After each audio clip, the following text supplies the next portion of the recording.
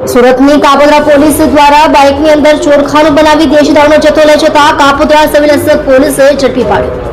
આજે Kapodra police station surveillance staff બાતમી આધારે પેટ્રોલિંગમાં હતો ત્યારે વરાછા રોડ પર ગણેશ પાન સ્ટોરની સામેના રોડ પર એક યુનિકોર્ન મોટરસાયકલ પર આવેલો ઈસમ દ્વારા ચોરખાનું બનાવી પેટ્રોલની ટાંકીમાં દેશી દારૂની હેરાફેરી કરી રહ્યો હોય, જેમાં દેશી દારૂનું ગેરકાયદેસર વેચાણ થતું હતું।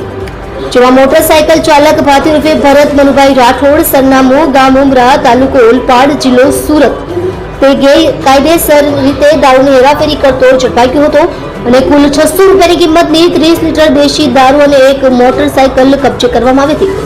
જેમાં મોટરસાયકલની કિંમત 40,000ની અને 7,000ની કિંમતનો મોબાઈલ ફોન કબજે કર્યો હતો, જે કાપોદ્રા પોલીસે કબજે કરી કુલ રૂપિયા 47,600નો મુદ્દામાલ જપ્ત કરી દારૂની હેરાફેરીમાં સંડોવાયેલ યુવકો સામે દારૂબંધી ધારાની પ્રોહિબિશન કલમ હેઠળ કાયદેસરની કાર્યવાહી હાથ ધરવામાં આવી હતી।